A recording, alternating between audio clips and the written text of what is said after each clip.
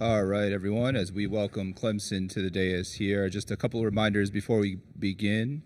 As a courtesy to your fellow media members and team participants, please make sure to silence your cell phones. Please also provide your name and media affiliation each time you ask a question during today's news conference. For those of us joining on Zoom, please make sure to use the raise hand function for questions, and we'll address your questions after we get through all questions here in the room. And one final reminder here, recording of the press conferences on cell phones and cameras is strictly prohibited. All right, welcome to the stage here, Clemson head coach Brad Brownell and student athletes Ian Schieffelin, Chase Hunter, and PJ Hall. Coach, we'll begin with an opening statement from you, and then we'll begin with questions first for the student athletes after that. Yeah, obviously huge win. Just really happy for obviously my players, my staff, and really all of Clemson Nation. This was, a big-time game by our guys. We got off to a great start. Arizona obviously punched back a couple times, but these guys have hung in there and finished a game against a really good team that has had a really good season. So we have a lot of respect for them. But today was our day. We just we made enough plays to win, and I'm just super happy that these guys are going to get a chance to continue to play, and we get to spend more time together. All right, we have two mic holders in the room here. If you just raise your hand here. We'll go in the front row here first. Dennis Freeman, News for Us Online. Coach, what did you tell your players when Arizona was making that run in the second half? Yeah, we talked about at halftime. Guys, they're going to make another run or two, and we've used the phrase, we're built for this, we can handle this. Like, we have confidence in our team. We've won some big-time road games this year. We've played a very challenging schedule. Again, my point that the ACC is much better than everybody, maybe assumes, is bearing fruit again, and I just think the league prepares us for these kinds of games. And I've got an older team.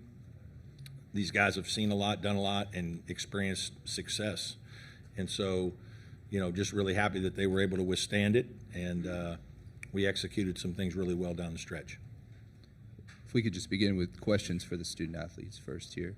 We'll go right over here, and then. Jordan Mendoza, USA Today Sports. Chase, that three-point play was pivotal in securing that win. When you saw that basket go in and you got the foul call, was it at that moment where you felt like we're really going to win this, or was there a moment, other parts in the game where you were just like, we're going to have this win? Yeah, that was definitely a big moment, a big moment for our team. And, yeah, when that went in, I definitely had some confidence that we were going to win that game. And then, little bro got a layup at the end in the and one, and that really sealed it for us. But, yeah, that was definitely a big play to secure the win. We'll go next back. Hey, Chase. Greg Mraz, Pac-12 Network. You had one 20-point game prior to the start of the NCAA tournament. You've scored 21, 20, and 18. What does it feel like for you to be playing your best basketball at the most important time of the year? Oh, yeah, it feels great. It feels great. I've been, thankful for my coaches and my teammates for still believing in me for this long season. I definitely started off rough, but, to be playing great here is everything as a player. And, I'm definitely grateful to be playing this well. And, I'm just happy for my team. I'm happy that I can do this for my team and my coaches. But, yeah, it definitely feels great to be playing this well right now. Go on the front row next. John Blau with the Post and Courier. PJ, that inbounds pass, I guess what was drawn up in the timeout, and what kind of came open for you to be able to dunk that? Yeah, so we were drawing that up in a couple of practices ago, knowing they had been switching a lot of their off-ball screens out of bounds and stuff. So Coach drew it up right in the timeout. We came out and executed a great play, and Chase led me right to the rim, and it worked. I mean, I'll tell you what, it's a good play. Yeah. We'll keep it in the front row right here. Darian Carter, the Greenville News. You guys held Arizona to 5 made three-pointers. It seems like the shtick with you guys during this tournament run is holding teams to lower three-pointers. How have you guys been able to hold Arizona to a low shooting night? Well, I think we the entire team knows that all three teams we've played, that's been a strength of theirs. All teams have had a fast pace from New Mexico to Baylor to now Arizona. It seems like each one kind of went up and up and up in their tempo. Arizona had one of the best offenses and fastest in the country. So limiting rhythm threes and good open threes was a huge key to the game. Yeah. Saul Bookman from PHNX Sports. Going kind of piggybacking on that, were you surprised at how many threes they were chucking, despite the fact that they weren't hitting and the success that they were having inside?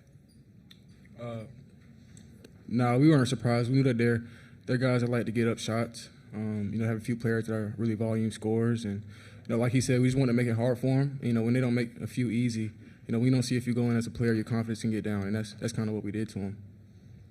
We'll go to the fourth row. Addison Kombach, Arizona PBS. Ian, you kind of established yourself early with quick 7 points. Were you just kind of exploiting Balo as your matchup, or were you just kind of just taking what the defense gives you? Yeah, kind of just taking what the defense gives me. He kind of played back on me, and I got to hit a 3 early, and just taking what he gave me, and he played back off me, and I hit a touch shot early too, and just kind of taking what the defense gave me. We'll go to the front row right here. For any of you guys, you guys have played in hostile environments before, but in this environment, in March Madness with a pro Arizona crowd, how did you guys kind of handle that pressure with those factors? I said earlier to our team before the game, and we've played in what I was saying to them, more intense and harder environments than that against tougher road games. One at Chapel Hill, one at Alabama, one at a ice hockey rink in Canada versus TCU. We've played in some tough places, and so coming into this game knowing they were going to have a good amount of fans here, we were calm, and that speaks to our veterans too. A lot of older guys in the group, and so staying calm and with being able to stand runs. Yeah. Chase, Ian, you want to add to that? No, I'm all good. All right, second row over here. How you guys doing? John W. Davis with the Orange County Register here in Los Angeles area. Coach, yesterday you basically said, and I'm kind of paraphrasing, so forgive me if I don't get it exactly right, but you basically said, we're not just here to be here. And this was a game when I feel like you really showed that, because when I look at this, there was only 20 seconds the other team led in this game. Talk to me about just that mentality and how you were able to essentially, lead and win this game wire to wire. Yeah, I just think our guys have a lot of belief in each other, and I certainly have a lot of belief in my team. And we're playing good basketball right now, and it's anything can happen in these tournaments. You got to have really good players, and I have good players. And when you have players, then you try to do the best job you can as a coach to put them in positions to be successful. And when these guys capitalize like they have been, good things are going to happen. So. We have a lot of confidence in our team. We've been through a lot together, especially these 3 guys. These guys are all Chase 5 years, Ian his 3rd year, and PJ his 4th, and so we've been together for a long time. And so we know the ins and outs of each other and our personalities, and I think that helps our team. Do we have any other questions for the student athletes? Yeah, go ahead. Oh, Ian, I noticed you were wearing Kobe's today, and obviously the house that Kobe built. You established yourself so early. Did you feel like you were just in that Mamba mentality just all all night tonight? Shout out to my brother. He's a big Kobe Bryant guy, so I guess you could say that. Let's please not compare yourself to Kobe Bryant. You're playing well, but let's. RJ Godfrey called me Kevin Durant sometimes, so I don't think that's much closer, but you can Bill say Laimbeer rings true to me. You don't even know who that is. No, but it was good to get going early. So. All right, we have a question here on Zoom from Dan Tortora.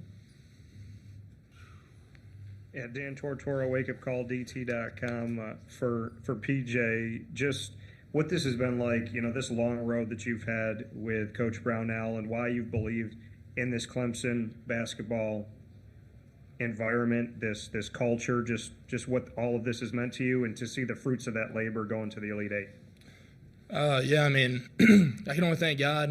There's a lot of guys on our team, we talk about that all the time, our devotion, our faith and stuff, and I know Chase and I have talked about that, RJ Godfrey, and it's incredible to go through some trials and tribulations to get to where we're at now, even in the season. But over the course of the years, Chase has battled injuries, and I've battled injuries, battled tough seasons, tough losses and stuff. So being able to get to the point we're at now is incredible to see the fruits of your labor, and it's special.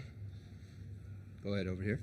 For Chase, their star player, Caleb Love, 0 for 9 from 3, Pac-12 Player of the Year, and 5 for 18 shooting. Yeah. Talk about the great job defensively you did on their star player. Yeah, I knew that was my matchup coming into the game. You know, like I said earlier, I knew that he was going to get a lot of shots up. I just wanted to make him hard, and you know, make things not as easy for him. You know, he started off not that well, and then I could see in him his confidence drop. And you know, for me, I just wanted to stay in him. You know, and then offensively, I just wanted to keep attacking him. You know, and that's what I did. All right, Chase Hunter is the best two-way guard in America right now, Yes, sir. and you need to figure that out. Appreciate it. We'll go over here. Ian, did you call bank? And then how big was that shot for you guys momentum-wise? You know, I thought I was going to hit the back of the rim. So I'm you know, that's March for you. I mean, shots like that are going to go in. And I did not call bank. So either way, it counts. So I'll take it. Any other questions for the student athletes? All right, guys. Thank you very much. Thank you. Thank you. All right. We'll go ahead and open up for questions for Coach Brownell. Start in the front here. Star player injury. Go ahead. Darian Carter, Greenville News. Chauncey and RJ provided huge minutes in the first half. How crucial were those minutes early on to get you guys that lead in the first? Yeah, it was. Those 3 guys have played great in the tournament. Dylan and Chauncey and RJ, they've really upped their game. And that's kind of what has to happen sometimes in this time of year. You got to have some guys you got to have a lot of guys play at a high level. And they've done that. And, you know, I'm really proud of them. They're young players that have worked really hard. And their minutes, obviously Chauncey made a couple big threes. RJ's played great the last 2 games in there battling Balo. Obviously got some fouls. And then Dylan really guards. He really guards and helped us defensively. And he's a good decision maker. So he helps us handle the ball in our offense. We'll go next in the back. Hey, Coach. Greg Mraz, Pac-12 Network. Yes. You've held every opponent in the NCAA tournament under 40% from the field, and you held the 3rd highest scoring offense, which averages close to 88 points a game to 72. How important is it for you as a coach to know that your team is playing some of its best defense of the year at the most important time of the year? Yeah, it is. It's been a process. I've talked about it with our team and media that follows us closely, that I have a lot of guys that are good offensive players. And we probably have more of an offensive mentality and identity than some of my other teams. So challenging these guys and getting them to understand how important the defensive end has been critical. And, you know, certainly we've had some ups and downs with that. We've had some very good defensive performances this year, and we've had a couple really bad ones. We were fortunate tonight. I mean, I do think it's important to mention Arizona had some good shots and missed them. And, you know, that's part of March Madness. It's part of the pressure of making shots this time of year in the tournament. You know, but that's an unbelievable team that just had a tough shooting night, and obviously we were able to capitalize on some of that. Next over here. Coach, they had that stretch in the second half where they didn't make a single field goal for a 10-minute period, but they kept getting to the foul line, and that's how they were kind of staying in the game.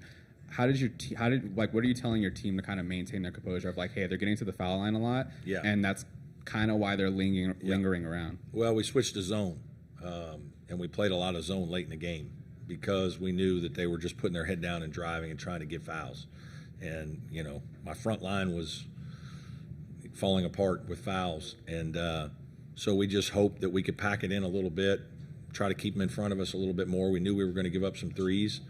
And, you know, if they make them, it's going to be hard. But the way the game was going for that stretch, we wouldn't have had many guys left in the last 4 minutes if we just stayed in man. They were just putting too much pressure on our rim, and we were having a hard time keeping them out of the paint. Any other questions in the room here? All right. We do have one from Dan again. We actually have 2 here on Zoom. Dan, we'll begin with you.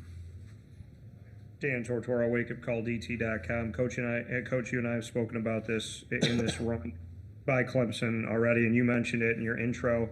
Just the ACC, top to bottom, no matter who the team is on any given night, just the gamut that you run through the conference that helps to prepare you for a national tournament like this. Yeah, I just, you know, I've said this. I've been in the league 14 years, so I've seen a lot, and I'm, you know, coached against a bunch of Hall of Fame coaches and coached in the league when we had 3 number 1 seeds, and I just knew that this year's league was much better than it was getting credit for. And we easily had 7 or 8 teams that were NCAA tournament worthy in terms of talent. And, you know, a couple teams had some injuries early. We had a lot of young teams in our league that, you know, November and December were figuring themselves out. But by the time they got to the conference, they were, you know, beating some of the better teams in our league, us included. And so, yes, I just felt like our league was really good. And I knew that the battles of those 2 months was going to help us. We started playing better in February again after a bad January. And I do think what we've gone through from the beginning of the season to now has hardened our team a little bit and certainly prepared us for this time of year. And for our final question, we'll stay on Zoom. Chapel Fowler. Hey, Brad, Chapel Fowler with the State. What was your evaluation of the officiating tonight? Was that a point of frustration for you guys at any point in the second half? No, it was fantastic. We obviously won the game. So now the officiating was fine. Like, I mean, it is what it is. I mean, these are hard games to call. There's so much physicality, and the players are so athletic, and it's just it's hard to manage it all. It really is. And, you know, it had no bearing on anything tonight. It was both teams got into the bonus, and both teams got players in foul trouble. And at the end of the day, it's about players making more plays than another team. All right, that'll Okay? wrap up. Thanks Coach. everybody.